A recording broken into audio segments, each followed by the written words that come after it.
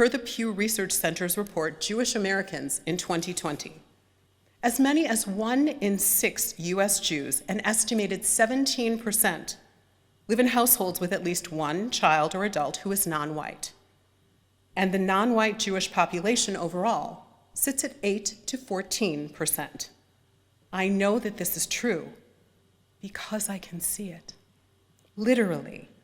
When I was a child and well into my early 40s, I was often the only brown, the only non-white face in Jewish spaces. I was conspicuously so.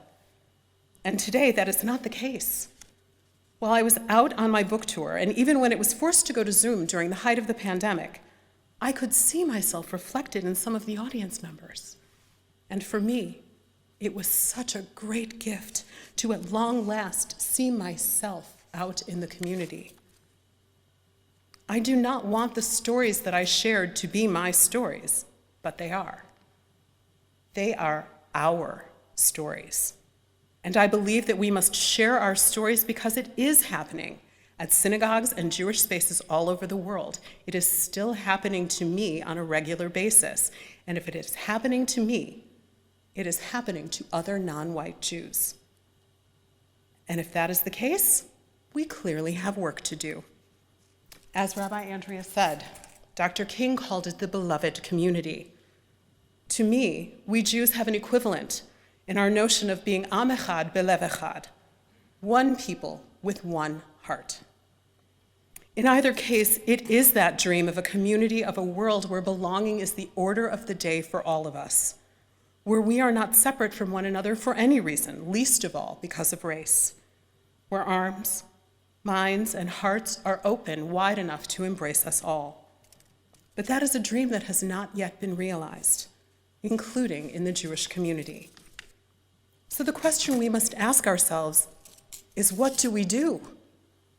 And the answer is inspired, I believe, in this week's Parsha Va'era from the book of Exodus.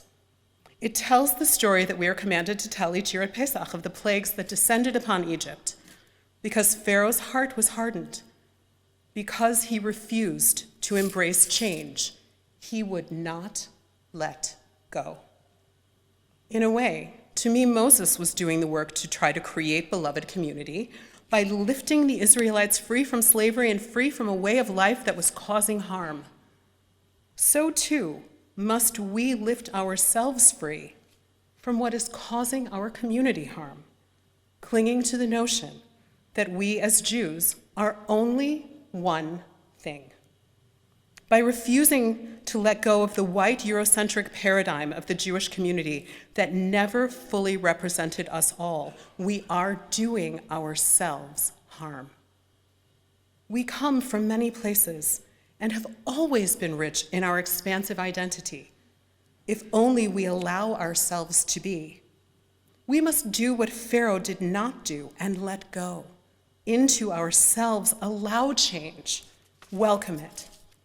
I offer that choosing change is the way, that this, being together to do this sacred, crucial work, is the way. By acknowledging that the work, the cheshbon hanefesh, the conversations, the evaluation must be ongoing in order for us to have a healthy community.